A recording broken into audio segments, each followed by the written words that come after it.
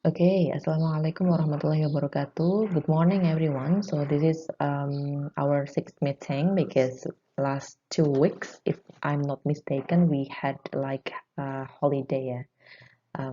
Good Friday, I think, yeah. So we still have one meeting to go before the mid test. I think the seventh meeting will be conducted on Tuesday, yeah, if I'm not mistaken. So April 20. I will let you know later ya. Nanti akan saya kabari lebih lanjut untuk pertemuan ke-7 ya, sebelum UTS karena kita harus menyelesaikan 7 pertemuan. Oke, hari ini kita akan berbicara tentang Bloom's taxonomy. So we are going to talk about taxonomy Bloom. So what is Bloom's taxonomy? Bloom is actually a name of a person. So he was an expert of educational psychology, and then taxonomy means like hierarchy, leveling tingkatan, ya gitulah ya, hierarchy. In bahasa Indonesia, we usually call it as taxonomy Bloom, seperti itu. Nah, nanti kita akan melihat ke background-nya, kenapa kemudian ada taksonomi Bloom, kemudian seperti apa sih detailnya taksonomi Bloom itu, dan apa contohnya di kurikulum kita gitu ya. Jadi seperti apa? How is it related to instructional design? How is it related to curriculum 2013?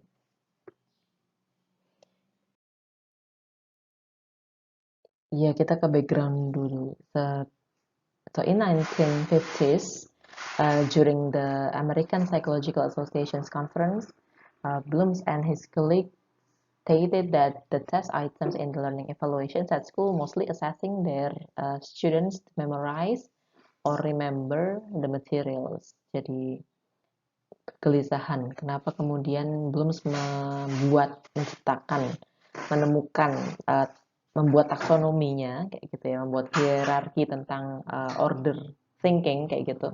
Itu karena pada tahun 50-an ketika conference APA di sana, di Amerika sana, Blooms dan rekannya itu menemukan fakta bahwa apa namanya, students di sana itu rata-rata hasil apa namanya, hasil evaluasi pembelajarannya, butir soalnya itu di tesnya itu adalah tes hafalan kayak gitu. Nah, padahal hafalan ini, remembering itu, menurut Bloom itu adalah kayak level thinking yang paling rendah, the lowest level of thinking behavior kayak gitu. Nah, sehingga menurutnya itu perlu ada kayak level thinking yang lain yang lebih tinggi yang perlu dikembangkan seperti itu untuk mencapai apa ya, kayak keberhasilan students untuk di satu kompetensi tertentu seperti itu. Jadi awalnya berhubungan dari situ. Hafalan tuh nggak cukup kayak gitu. Siswa itu belajar ya bukan cuma menghafal. Menghafal oke, tapi itu adalah ranah yang paling rendah seperti itu.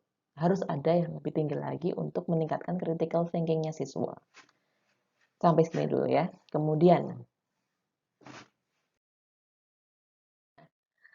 Kemudian ini adalah tentang Bloom's taxonomy secara umum ya. So it is actually the first developed by Benjamin Bloom in 1950s, tepatnya di tahun 1956 gitu.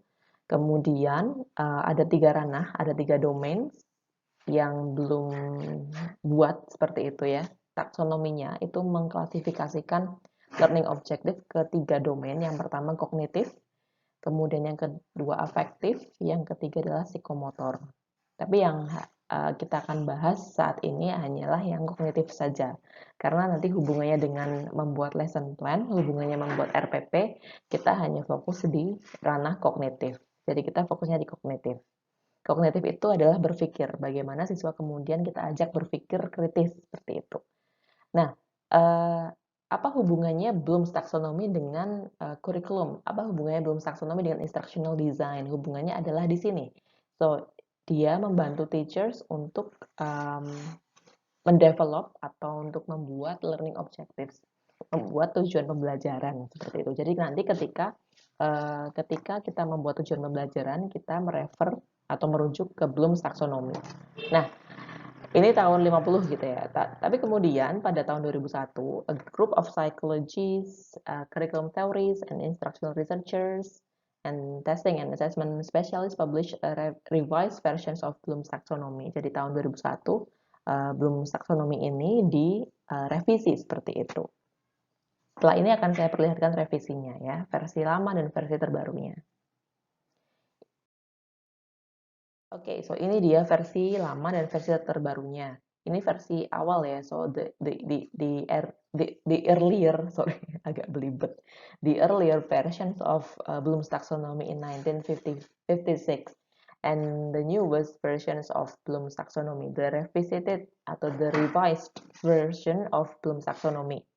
Kalau kita lihat di sini, dulu hierarkinya, tingkatannya itu masih menggunakan kata benda gitu ya. Jadi pengetahuan, comprehension, applications, analisis, synthesis, evaluations. Nah, berubahnya di mana sih? Berubahnya adalah yang tadinya menggunakan kata benda, tadinya menggunakan noun, sekarang menggunakan verb. Tingkatannya di level menggunakan verb. Dan dari bawah ya, jadi seperti yang tadi belum sampaikan, menghafal itu, remembering itu masih yang level paling dasar, understanding, kemudian ada applying, analyzing, nah evaluating di sini di bawahnya nih, evaluating dulu baru creating yang di atas sendiri. Semakin ke atas, ini semakin abstrak. Semakin abstrak dan semakin kompleks seperti itu. Semakin ke bawah, semakin konkret ya, dan semakin simple. Kalau teman-teman pernah mendengar higher order thinking skill, nah semakin ke atas ini semakin high gitu ya, semakin tinggi.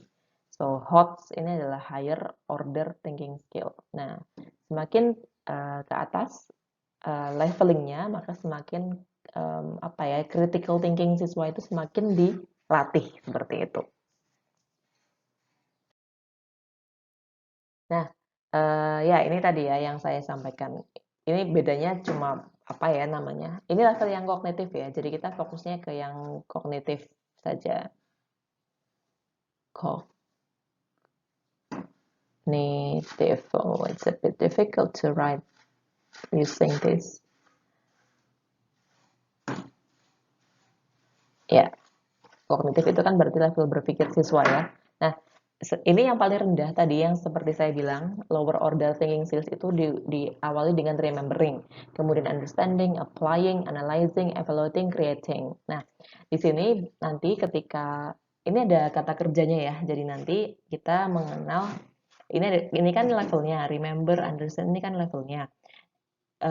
Kemudian di bawahnya kita tuh biasa menggunakan kata kerja operasional. Nanti disingkat dengan KKO, operational verbs gitu ya. Kata kerja operasional inilah yang kemudian nanti akan kita pakai untuk menyusun tujuan pembelajaran seperti itu. Nah, level untuk mudahnya, untuk biar bisa lebih mudah memahami, biasanya kita tuh menuliskan gini. Remembering itu C1, understanding itu C2, terus kemudian applying itu C3, analyzing itu C4, evaluating C5, kemudian creating itu C6. Nanti akan lebih mudah memahaminya kalau kita menggunakan kode seperti ini ya. C1, C2, C3, C4, C5, C6. Ya, karena ini pakai bahasa Inggris jadinya C. Kalau mungkin nanti teman-teman menemukan dokumen tentang taksonomi Bloom di Google menggunakan kata K1, K2, oh berarti karena kognitifnya simply ditranslate ke bahasa Indonesia menjadi kognitif pakai K kayak gitu ya. K1, K2, K3, K4, K5, K6.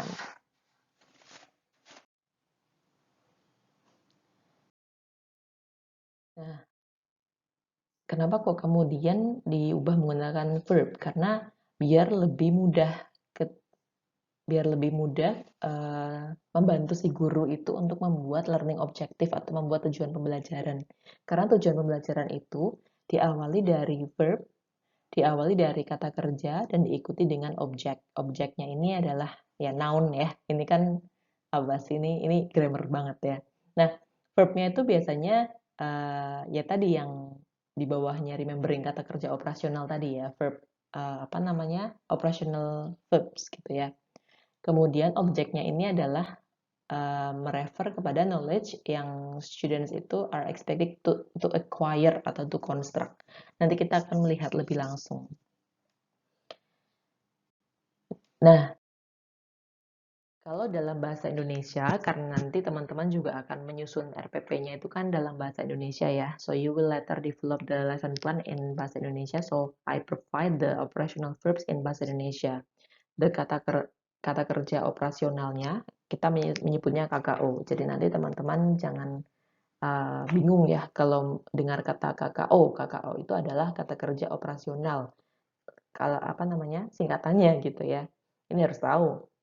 Kata kerja operasionalnya itu apa sih? Nah, ini adalah ranah kognitif Bloom's taksonomi. Jadi yang pertama tadi kan mengetahui, remembering tadi ya, kemudian understanding, kemudian applying, kemudian analyzing, evaluating, dan creating. Yang terakhir adalah membuat. Nah, di sini misalkan di level C1. C1 itu kan yang tadi remembering, ini kan C1. Nah, di C1 ini kita pakai kata kerja operasional ini nih. Ketika nanti menyusun tujuan pembelajaran, kita bisa menggunakan kata ini. Mengutip, siswa dapat menyebutkan, siswa dapat menjelaskan, siswa dapat mengidentifikasi, siswa dapat memberi label, siswa dapat menandai, dan sebagainya. Kemudian, kalau levelnya di C2, berarti nanti ya menggunakan kata kerja ini. Siswa dapat menjelaskan, siswa dapat merinci, siswa dapat mengubah, siswa dapat mencontohkan, dan sebagainya, sampai terakhir C6 adalah siswa dapat menyusun misalnya. Kan membuat ini ada misalkan siswa dapat mengumpulkan, siswa dapat mengkode, siswa dapat mengkombinasikan, siswa dapat menyusun, siswa dapat mengarang, dan sebagainya. Menciptakan, dan sebagainya gitu ya. Jadi dimulai dari C1, C2, sampai C6. Ini adalah KKO-nya. KKO inilah yang nantinya akan dipakai ketika kita membuat tujuan pembelajaran. Nah, sekarang contohnya ya. Contohnya di sini. Saya mencontohkan. Ini adalah contoh untuk kelas 12 SMA. Jadi ini adalah kompetensi dasarnya. So this is the basic competence. Basic competence-nya adalah menangkap makna secara kontekstual. Nah, menangkap makna itu adalah di C4. Jadi menangkap makna itu ada di C4 gitu ya. Levelnya dia ada di C4. Analyzing jadinya. Nah, karena dia ada di level C4 di analyzing, maka untuk mencapai, jadi kan kayak tingkatan gitu ya, kayak tangga gitu. Jadi Bloom's ini kan kayak tangga. Misalkan tadi menangkap makna itu ada di C4.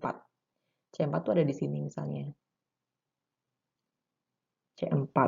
Nah, kemudian untuk mencapai level C4 ini, kita kan butuh tangga nih, butuh anak tangga. Maka kita harus membangun aktivitas atau membangun tujuan pembelajaran itu dimulai dari C1 dulu. Baru kemudian C2, baru kemudian C3.